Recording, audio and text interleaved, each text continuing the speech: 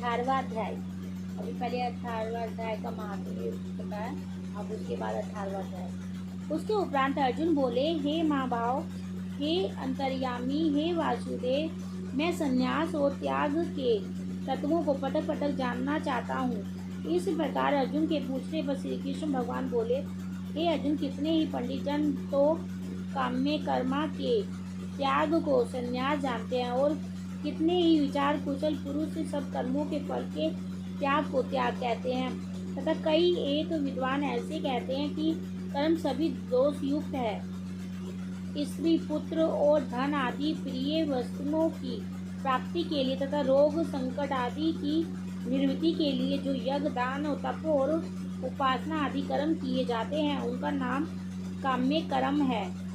ईश्वर की भक्ति, देवताओं का पूजन, माता पिता गुरुजनों की सेवा, यज्ञ, दान और तप तथा वर्णाश्रम के अनुसार आजीविका द्वारा गृहस्थ का निर्वाह एवं शरीर संबंधी खान पान इत्यादि जितने कर्तव्य कर्म हैं, उन सब में इस लोक और परलोक की संपूर्ण कामनाओं के त्याग का नाम सब कर्मों के फल का त्याग है।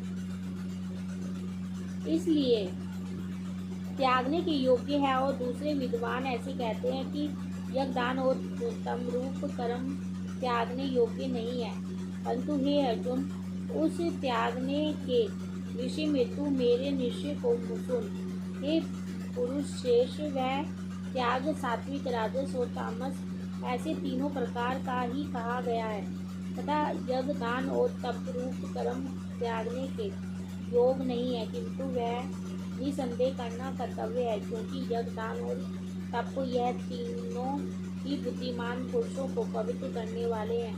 इसलिए हे पार्थ, ये यज्ञ, दान और तमरूप कर्म तथा और भी संपूर्ण शेष कर्म और शक्तियों को और फलों को त्याग कर अवश्य करनी चाहिए, ऐसा मेरा निश्चय किया हुआ उत्तम मत है। और हे अर्जुन, नित्य कर्म का वह मनुष्य बुद्धिमान है जो कि फल और अशक्ति को त्याग कर केवल भगवत अर्थ कर्म करता है। इसी अध्याय के श्लोक की टिप्पणियों में इसका अर्थ देखना चाहिए। त्याग करना योग्य नहीं है, इसलिए मोह से उसका त्याग करना तमस त्याग कहा गया है। यदि कोई मनुष्य जो कुछ कर्म है वह सब ही दुख रूप है, ऐसे समझकर शरीर के भय से कर्मों का त्याग कर दे, तो वह पुरुष उस राजस त्याग करके भी त्याग के फल को प्राप्त नहीं होता, अर्थात उसका वह त्याग करना व्यर्थ ही होता है। ये अर्जुन, करना कर्तव्य है ऐसे समझकर ही जो शास्त्र विधि से नित्य किया हुआ कर्तव्य कर्म आसक्ति को और फल को त्याग कर किया जाता है, वह ही सात्विक त्याग माना गया है, अर्थात कर्तव्य कर्मों को स्वरूप से न त्याग कर उनमें जो आसक्ति और फल का त्याग है, वही सात्विक त्याग माना गया है। हे अर्जुन, जो पुरुष कल्याणकारक कर्म से तो द्वेष नहीं करता और कल्याणकारक कर्म में आसक्त नहीं होता है, वह शुद्ध सत्व गुण से युक्त हुआ पुरुष संशय रहित, ज्ञानवान और त्यागी है, क्योंकि देहधारी पुरुष के द्वारा संपूर्णता से सब कर्म त्यागे जाने को शक्य नहीं है। इससे जो पुरुष कर्मों के फल का त्यागी है, वही त्यागी है ऐसा कहा जाता है। सकामी पुरुषों के कर्म का ही अच्छा, बुरा और मिला हुआ ऐसे 3 प्रकार का फल मरने के पश्चात भी होता है, और त्यागी पुरुषों के कर्मों का फल किसी काल में भी नहीं होता, क्योंकि उनके द्वारा होने वाले कर्म वास्तव में कर्म नहीं है।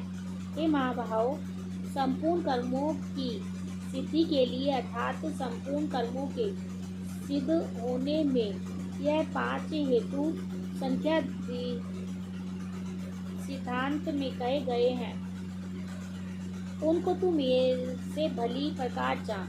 हे अर्जुन, इस विषय में आधार और कर्ता तथा न्यारे न्यारे करण और नाना प्रकार की न्यारी न्यारी चेष्टा एवं संपूर्ण कर्तव्यों में फल, आसक्ति और कर्तापन के अभिमान को जिसने त्याग दिया है, उसका नाम त्यागी है। जिसके आश्रय कर्म किए जाए उसका नाम आधार है। जिन जिन इंद्रियों के और साधनों के द्वारा कर्म किए जाते हैं उनका नाम करण है।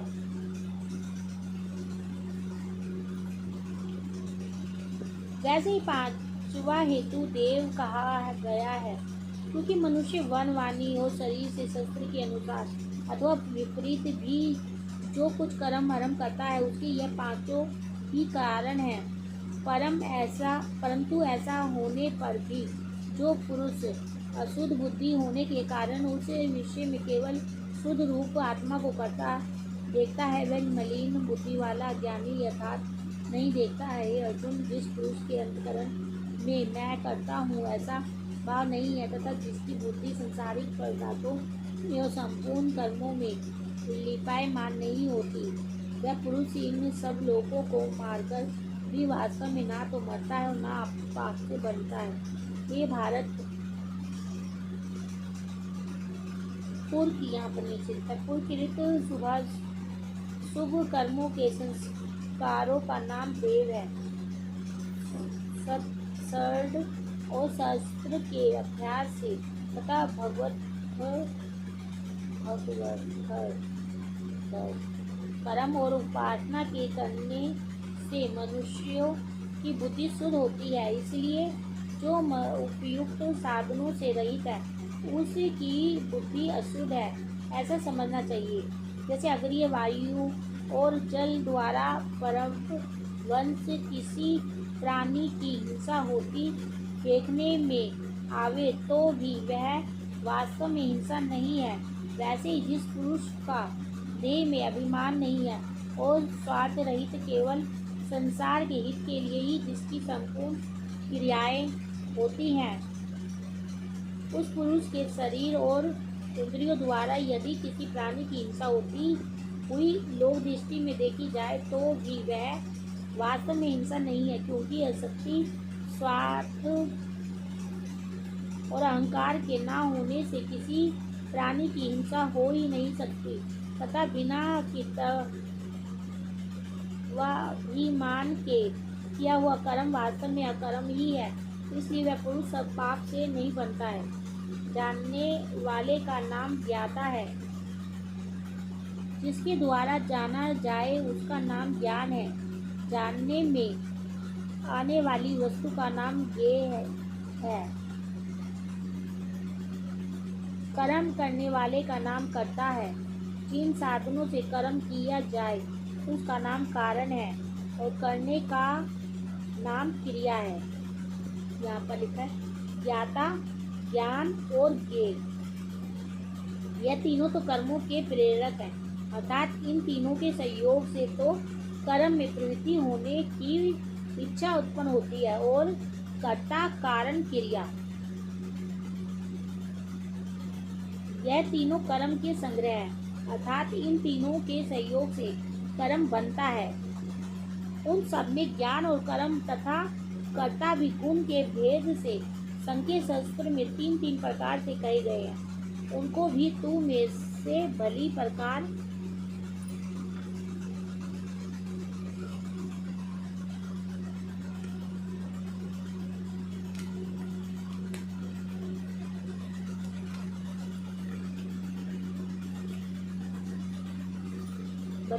सुन। हे अर्जुन, जिस ज्ञान से मनुष्य पृथक सब भूतों में एक अविनाशी परमात्मा भाव को विभाग रहित संभाव से स्थित देखता है, उस ज्ञान को तो तू सात्विक जान।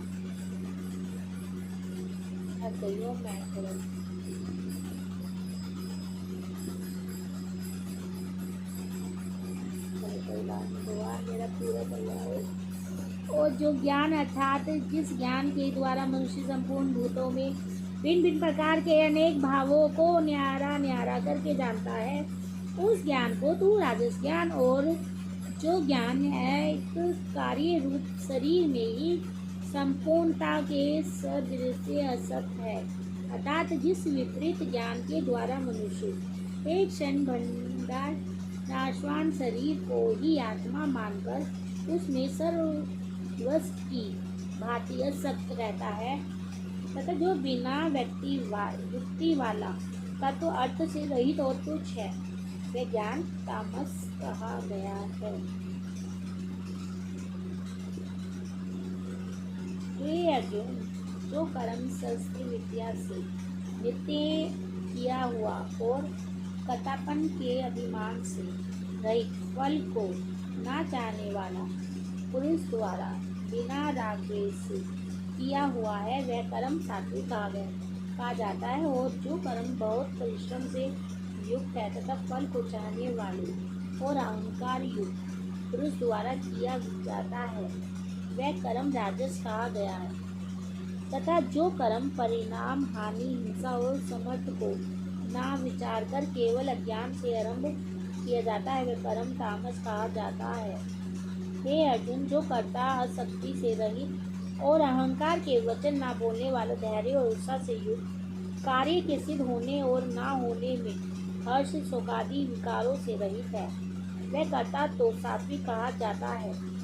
जो आसक्ति से युक्त कर्मों के फल को चाहने वाला और लोभी है तथा दूसरों को कष्ट देने के स्वभाव वाला असुदाचारी और हर्ष शोक से लिपामान है, वह कर्ता राजस कहा गया है।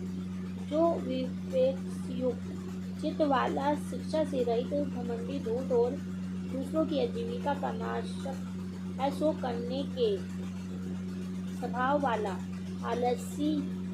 आलसी और दीर्घसूत्री है, वह दीर्घसूत्री उसको कहा जाता है जो थोड़े काल में होने लायक साधारण काल को भी फिर कर लेंगे, ऐसी आशा से बहुत काल तक नहीं पूरा करता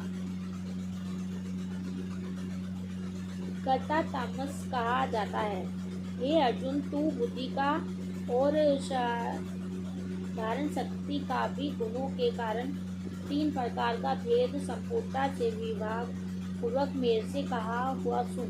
हे पार्थ, पर्वती मार्ग और निर्वती मार्ग को तथा कर्तव्य और कर्तव्य को एवं भय और अभय को, बंधन और मोक्ष को जो जिस बुद्धि तत्व से जानती है, वह बुद्धि तो सात्विक है।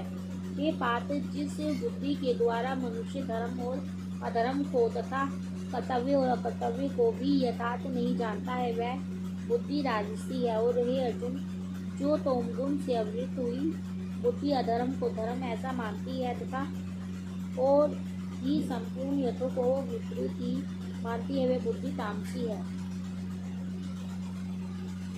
यहाँ पर लिखा है, गृहस्थ में रहते हुए फल और आसक्ति को त्याग कर भगवत दर्पण बुद्धि से केवल लोक शिक्षा के लिए राजा जनक की भांति बर्तन का नाम प्रगति मार्ग, देहाभिमान को त्याग कर केवल सच्चिदानंद घन परमात्माओं में एक ही भाव से स्थित हुए श्री शुक्रदेव जी और सनाकादिकों की भांति संसार से उपराम होकर विचरने का नाम निर्वृत्ति मार्ग है। मानती है वह बुद्धि तामसी है। हे पार्थ, ध्यान योगी के द्वारा जिस अव्यभिचारिणी धारणा से मनुष्य मन, प्राण और इंद्रियों की क्रियाओं को धारण करता है, वह धारण तो सात्विकी है।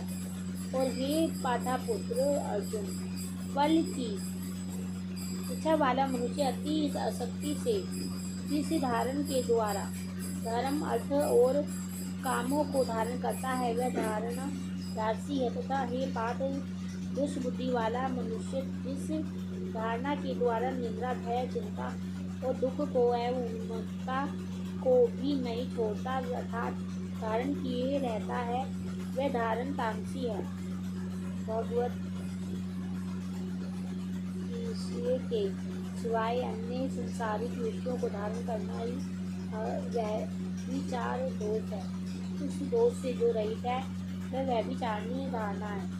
मन, प्राण और इंद्रियों को भगवत प्राप्ति के लिए भजन, ध्यान और निष्काम कर्मों में लगाने का नाम उनकी क्रियाओं को धारण करना है।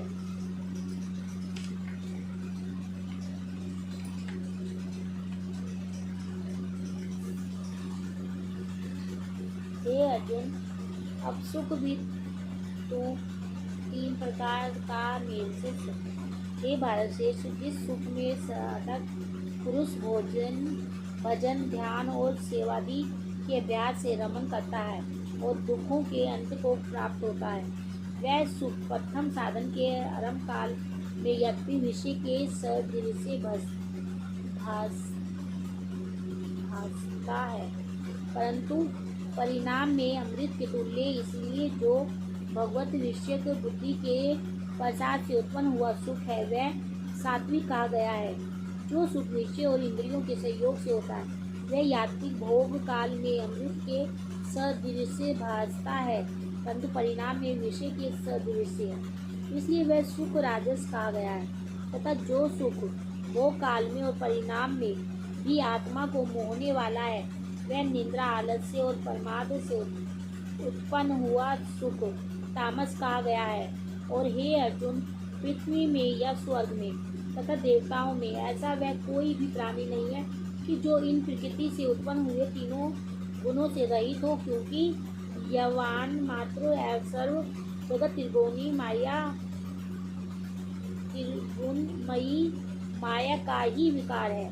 इसलिए हे परम तप ब्राह्मण, क्षत्रिय और वैश्यों के तथा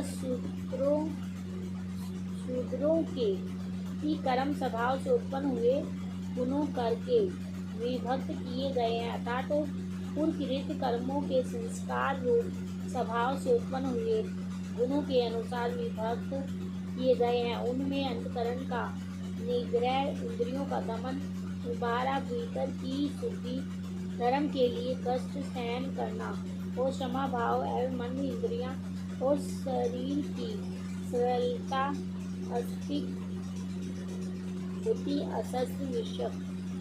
जैसे खेल में आसक्ति वाले बालक को विद्या का अभ्यास मूर्खता के कारण प्रथम विषय के तुल्य भासता है, वैसे ही विषयों में आसक्ति वाले पुरुष को भगवत भजन, ध्यान और सेवा आदि साधनों का अभ्यास मन न जानने के कारण प्रथम विषय के सदृश्य बसता है। बल, वोरियत, बुद्धि, धन, गुस्सा और परलोक का नाशक होने से विषय और इंद्रियों के सहयोग से होने वाले सुख को परिणाम में विषय सदृश्य कहा गया है। अपगीता अध्याय 13 श्लोक 7। हे भगवान, थोड़ी हिम्मत दे। ज्ञान और परमात्मा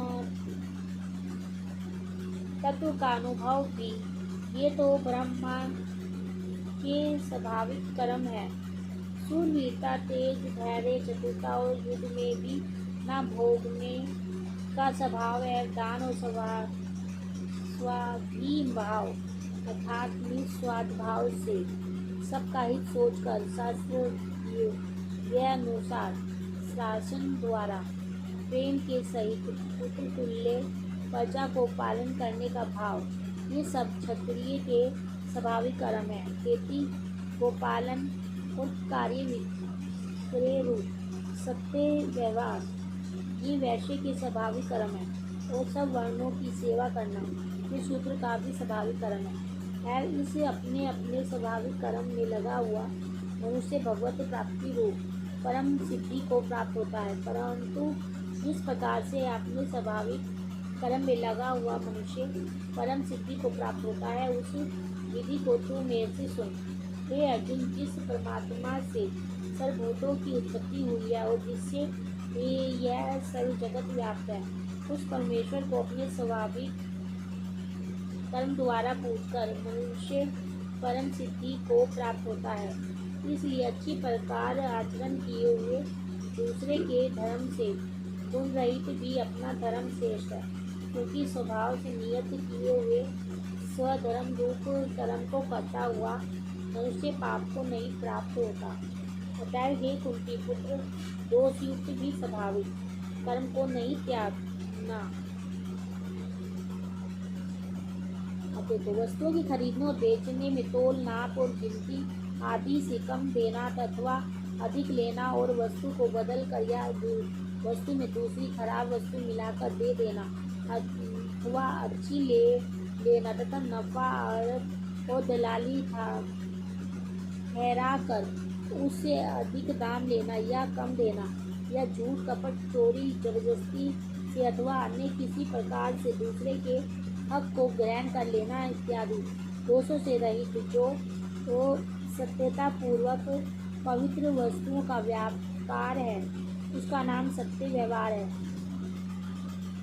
जैसे बर्फ जल से व्याप्त है, वैसे ही संपूर्ण संसार सच्चिदानंद घन परमात्मा से व्याप्त है। जैसा पतिव्रत स्त्री पति को ही सर्वस्व समझ कर पति का चिंतन करती हुई पति के आज्ञा अनुसार पति के ही लिए मन वाणी शरीर से कर्म करती है, वैसे ही परमेश्वर को ही सर्वस्व समझकर परमेश्वर का चिंतन करते हुए परमेश्वर की आज्ञा के अनुसार मन वाणी और शरीर से परमेश्वर के ही लिए स्वाभाविक कर्तव्य कर्म का आचरण करना, कर्म द्वारा परमेश्वर को पूजना है। प्रकृति के अनुसार शस्त्र विधि से नित्य किए हुए जो वर्ण स्वयं के धर्म और सामान्य धर्म रूप को स्वाभाविक कर्म है, उनको ही जहाँ स्वधर्म सहज कर्म स्वकर्म नित्य कर्म स्वभाव कर्म स्वभाव नियत कर्म इत्यादि नामों से कहा है।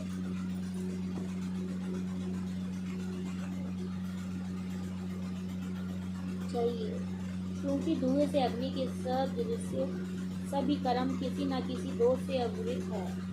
हे अर्जुन, सर्वत्र आसक्ति रहित बुद्धि वाला, सपा रहित और जीते हुए अंतकरण वाला पुरुष संख्या योग के द्वारा भी पूर्ण निष्काम्य सिद्धि को प्राप्त होता है, अर्थात क्रिया रहित शुद्ध सच्चिदानंद घन परमात्मा की प्राप्ति रूप परम सिद्धि को प्राप्त होता है।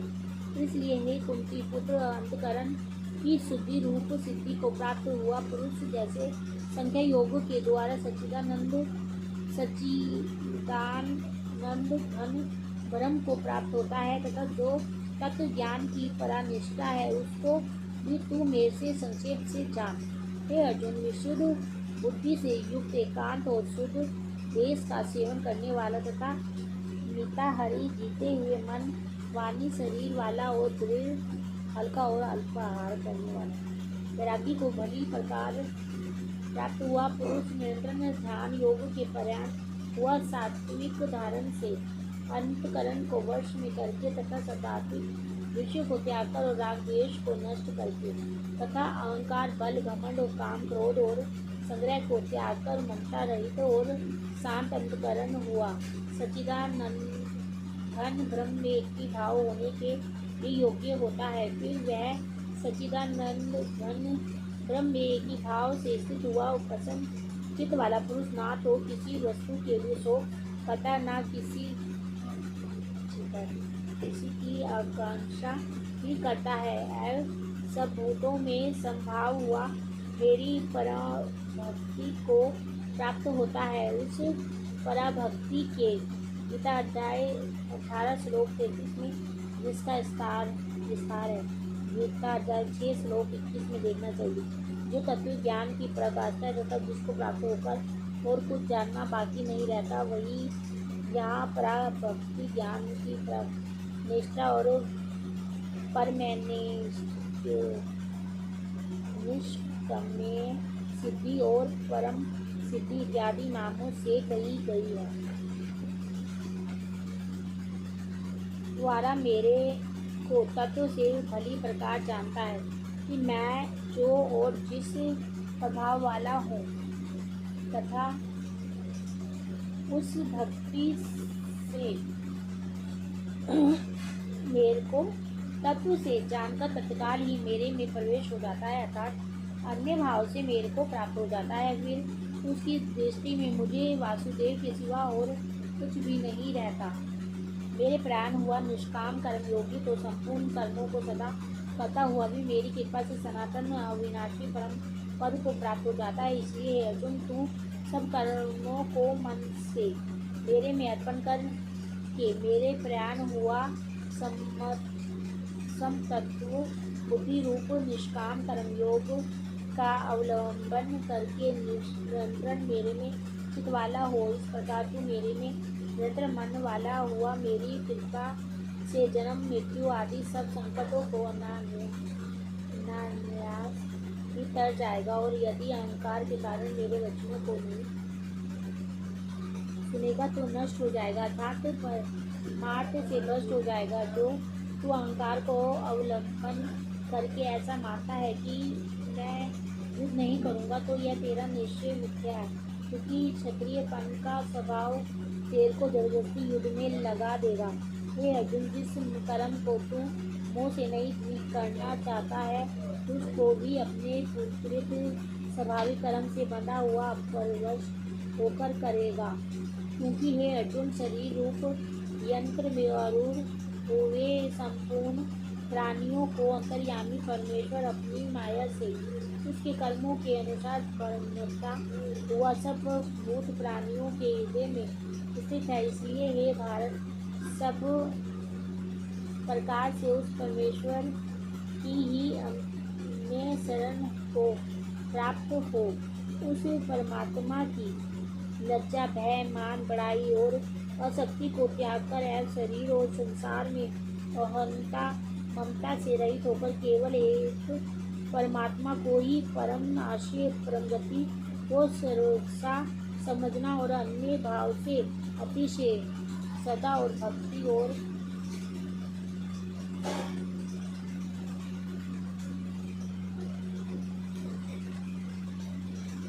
कृपा से ही परम शांति को और सनातन परम धाम को प्राप्त होगा। इस प्रकार यह गोपनीय से भी अति गोपनीय ज्ञान मेरे तेरे लिए कहा है। इस रहस्य युक्त ज्ञान को संपूर्णता से अच्छी प्रकार विचार के फिर तू जैसा चाहता है वैसा ही कर, अर्थात जैसी तेरी इच्छा हो वैसा ही कर।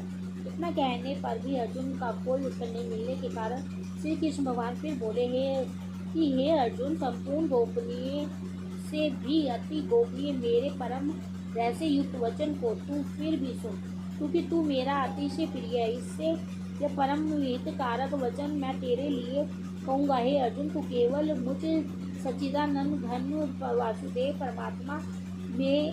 परमात्मा में ही अन्य प्रेम से नित्य निरंतर अचल मन वाला हो और मुझ परमेश्वर को ही अतिशय सदा भक्ति सहित निष्काम भाव से नाम गुण और प्रभाव के श्रवण कीर्तन मनन और पठन द्वारा नियंत्रण भजने वाला हो, तथा मेरा सद्गुण चक्र गदा और शंख और किरीट कुंडल आदि भूषणों से युक्त पीताम्बर वन वाला और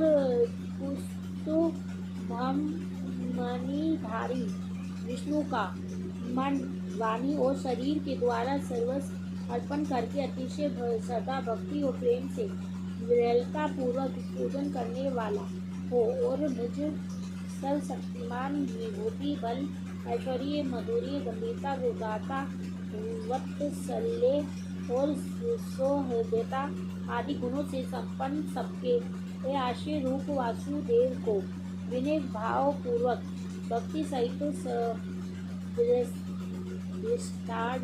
दंडवत प्रणाम कर। ऐसा करने से तू मेरे को ही प्राप्त होगा। यह मैं तेरे लिए सत्य प्रतिज्ञा करता हूँ, क्योंकि तू मेरा अत्यंत प्रिय सखा है। इसलिए सर्व धर्मों को अर्थात संपूर्ण कर्मों के आशय को त्याग कर केवल एक मुझ सच्चिदानंद घन वासुदेव यहाँ पर लिखा प्रेम पूर्वक नियंत्रण भगवान के नाम गुण स्वभाव और स्वरूप का चिंतन करते रहना और भगवान का भजन स्मरण करते रखते हुए ही उनके आज्ञा अनुसार कर्तव्य कर्मों का निस्वार्थ भाव से केवल परमेश्वर के लिए आचरण करना, यह सब प्रकार से परमात्मा के अन्य शरण होना है। परमात्मा की ही अन्य शरण को प्राप्त हो। मैं तेरे को संपूर्ण पापों से मुक्त कर दूंगा, तू शोक मत कर। हे अर्जुन, इस प्रकार तेरे हित के लिए कहे हुए इस गीता रूप परम रहस्य को किसी काल में भी ना तो तर्क रहित मनुष्य के प्रति कहना चाहिए और ना भक्ति रहित के प्रति तथा ना बिना सुनने की इच्छा वाले के ही पति कहना चाहिए। जो मेरी निंदा करता है उसके पति भी नहीं कहना चाहिए, परंतु जिनमें यह सब दोष नहीं है ऐसे भक्तों के प्रति प्रेम पूर्वक उसका के सहित कहना चाहिए, क्योंकि जो पुरुष मेरे में परम प्रेम करके इस परम रहस्य युक्त गीता शास्त्र को मेरे भक्तों में कहेगा, अर्थात निष्काम भाव से प्रेम पूर्वक मेरे भक्तों को पढ़ावेगा या अर्थ की व्याख्या द्वारा इसका प्रचार करेगा, वह निसंदेह मेरे को ही प्राप्त होगा। भगवान मेरे को भी तैयार करना है ऐसे देखो। और ना तो उससे बढ़कर मेरा अतिशय प्रिय कार्य करने वाला मनुष्यों में कोई है, और ना उससे बढ़कर मेरा अत्यंत प्यारा पृथ्वी में दूसरा कोई होवेगा।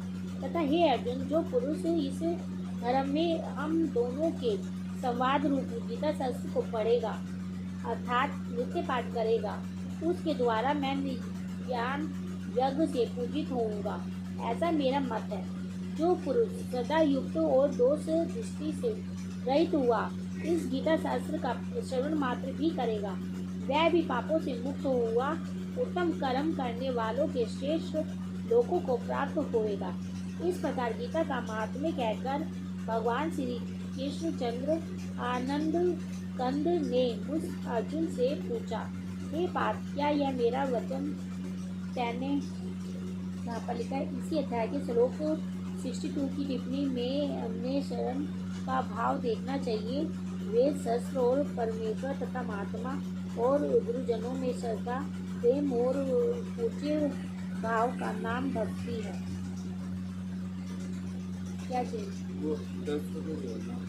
वो डब्बा उससे ले लो, वो जो हरा डब्बा नीचे सामने सामने वहीं पर ही, तू और आगे देख, अरे उसी खाने में देख सामने नीचे। से श्रवण किया, और हे धनंजय, क्या तेरा अज्ञान से उत्पन्न हुआ वो नष्ट हुआ? इस प्रकार 2 5 की और 1 ले ले।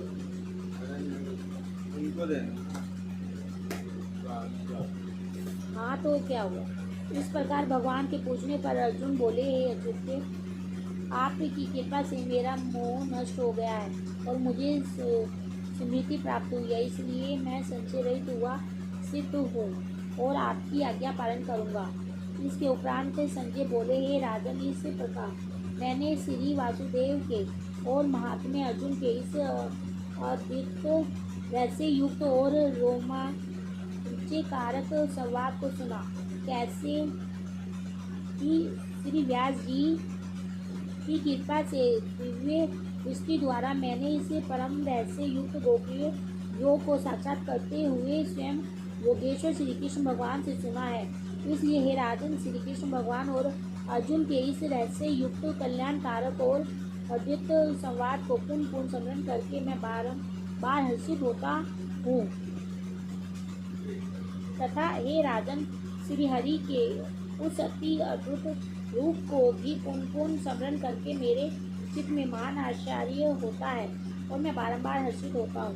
हे राजन, विशेष क्या कहूँ, जहाँ योगेश्वर श्री कृष्ण भगवान है और जहाँ गांधीधारी अर्जुन है, वहीं पर श्री विजय विभूति और अचल नीति है, ऐसा मेरा मत है। श्रीमद् भगवद गीता रूपी उपनिषद धर्म विद्या तथा योग शास्त्र विषय के श्री कृष्ण और अर्जुन के संवाद में मोक्ष संन्यास योग नामक 18वां अध्याय संपूर्ण, जिसका समन करने से पापों का नाश होता है, उसका नाम हरि है। भगवद गीता की आज 18 पूरी कर ली, 18वां अध्याय संपूर्ण।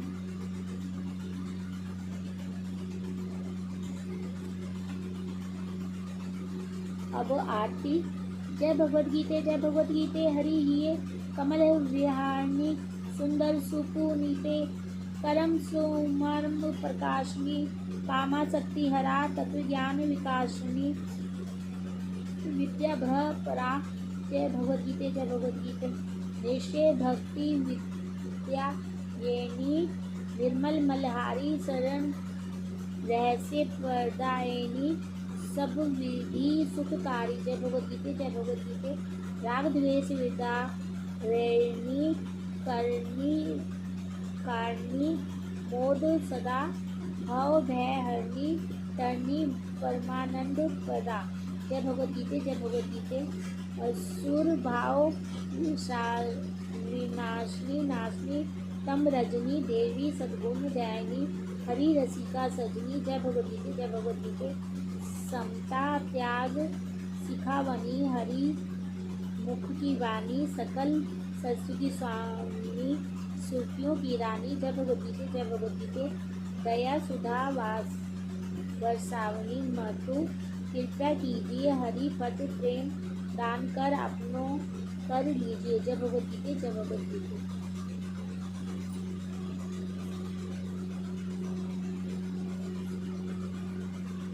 ये मैंने 1 जुलाई 2024 रात 10 बजे पहला अध्याय पढ़ा था।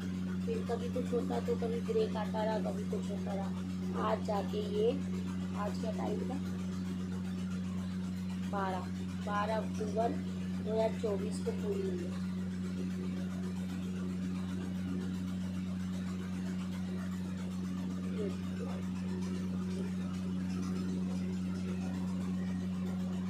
पर ये है कि आज मैंने पूरा 18वां अध्याय रिकॉर्ड कर लिया है और दशहरे का दिन है, अच्छा दिन है और मैंने आपको पढ़ के सुनाया और आपको इसमें पढ़ने में कुछ जो थोड़ी बहुत गलतियाँ हो गई है उसके लिए मुझे क्षमा करें। और आप इसे सुने या कोई भी बीमार व्यक्ति है तो उसको 18वां अध्याय बोलते हैं वैसे भी, तो आप उसको ये वाला अध्याय तो सुना ही सकते हैं। तो लाइक करना, शेयर करना, कमेंट करना और आप सबको मेरी तरफ से बहुत बहुत दशहरे की शुभकामनाएं। मेरा नाम सीमा है।